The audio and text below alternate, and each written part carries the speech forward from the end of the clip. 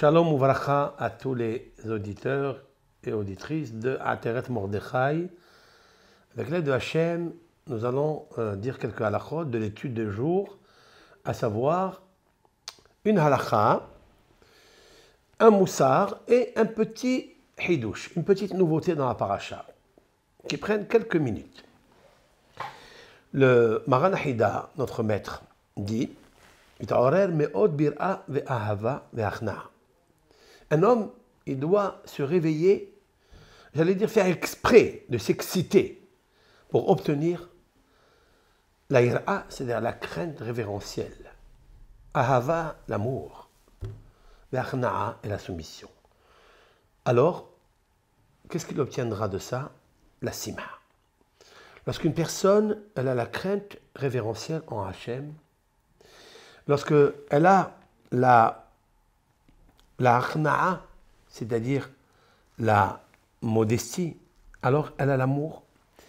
Et l'amour attire et crée la simha. Ça, c'est l'homme, il doit s'habituer à ça. Maintenant, ça, c'est en général.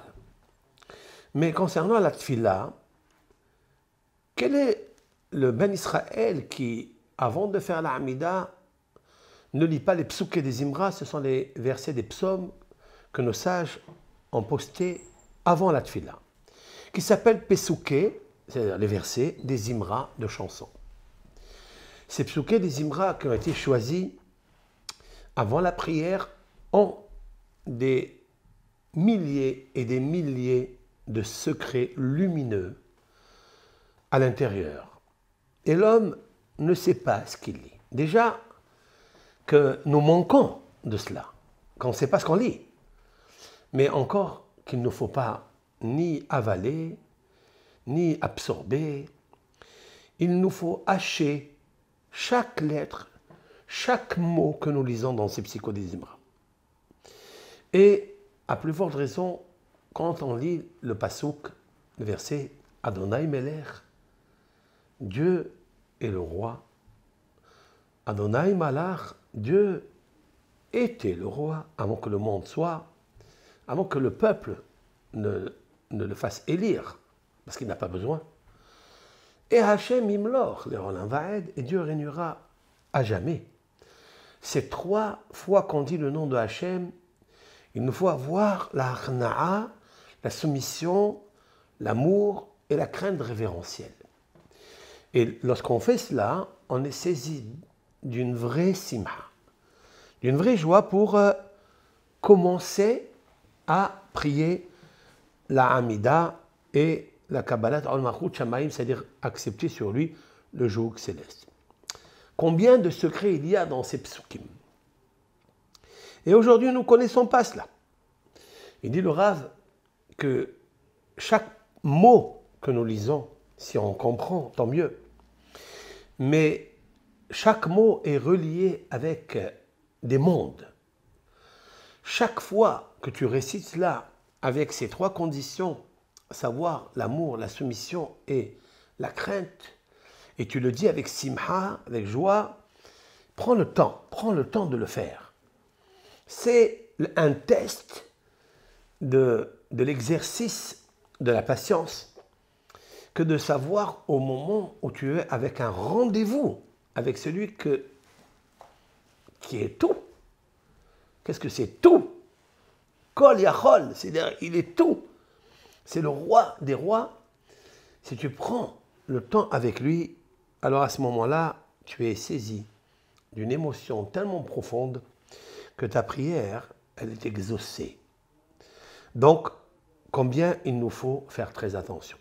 Aussi, nos sages ont institué la lecture des sacrifices. Ce sont tous les passages de la Torah qui nous rappellent les sacrifices rémunérateurs, les sacrifices holocaustes, ou bien d'expiation, etc. Cela, il nous faut les lire car il est marqué que tout celui, écoutez bien, tout celui qui lit la paracha des corbanotes convenablement et lentement, en appréciant chaque chose, en comprenant chaque loi qui est reliée avec le sacrifice, eh bien, il y a un ange en haut qui est l'ange accusateur qui ne peut rien faire contre toi. Autrement dit, que vous êtes, avec cette lecture, le meilleur avocat pour vous défendre des accusations d'un grand chef spirituel, l'accusateur, avec un A majuscule. Et lorsqu'on pratique cette lecture, eh bien on éloigne cet accusateur. Ce jour-là, il ne peut rien dire contre toi. Quel est l'homme, quelle est la femme, quelle est la Bat Israël qui ne sera pas contente, heureuse, que de savoir que, en se réveillant dans cette journée qu'elle va vivre, qui peut être la seule journée pour elle, qui est extraordinaire, qu'elle n'ait pas, cette personne, l'accusation sur elle, qui est très difficile. Ça, ce sont les deux petites halakhot, comme nous les avons expliquées maintenant. Maintenant, un petit moussard, c'est que le Rav dit que j'ai vu, c'est-à-dire il y a 250 années, ou à peu près moins, le Rav Hida, ça fait exactement 230 et quelques, qui est décédé. Il a côtoyé un des plus grands kabbalistes légendaires de la génération du Rav. Il s'appelle Rabbi Shalom Sharabi, qui est communément appelé le Shamash. Shalom Mizrahi Sharabi, voilà les initiales. Le Rav dit, il était vigilant de ne pas sortir de sa bouche aucun mot profane avant de commencer les psuké des Imra, avant de commencer la tfila. Le matin, il ne va pas sortir de sa bouche ni café, ni thé, ni chaussures, ni rien. Il a fait très attention, Ve'aya Omer. Et il disait, Sheken Tzarich al pi asod. Il dit, d'après la halakha, on peut parler. Après la loi du codificateur, le Shulchan Aruch, nous pouvons parler. Mais d'après le secret, il dit, c'est très très bien de faire attention à cela, parce que l'exaucement de la prière peut se faire rapidement et le même jour de la requête. Un petit hidouche dans cette étude du jour.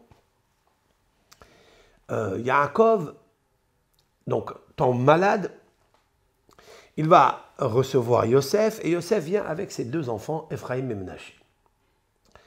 Et Yaakov de dire à Yosef, écoute mon fils, je vais te donner une part avec les Shevatim, une part en plus. Ephraïm et Menaché, Kirouven ve Shimon Yehudi. Ephraïm et Menaché seront comme Réhouven et Shimon. Selon le sens littéral, pourquoi il a mentionné Réhouven et Shimon? Pourquoi il n'a pas dit comme Gad, comme Asher, comme Yehuda ou Issachar? Alors, il dit le Rav, est-ce que les deux premiers garçons grands, ceux de Léa, c'est Réhouven et Shimon? Et il vient lui dire, écoute, moi, je vais favoriser tes enfants qui sont les plus petits des Shevatim, c'est-à-dire ceux qui sont nés en Égypte, Ephraïm et Menaché. Et je vais les considérer comme les plus grands de mes enfants. Et ça, c'est un hommage à Yosef Hatzadik. On voit de là que Ephraïm et Menaché avaient une grande importance. Maintenant, j'ajouterai sur cela, c'est que d'après le Sod, d'après le secret, c'est que Réhouven et Shimon, dans leur valeur numérique, dans leur nom, leur prénom, c'est la même que celle de Ephraïm et Menaché ensemble.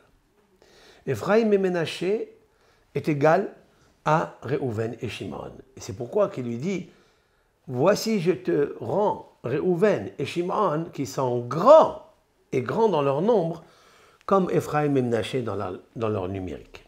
Et ça veut dire quoi? Cela veut dire, comme je dis maintenant, que celui qui se sent toujours petit, alors il est vraiment grand.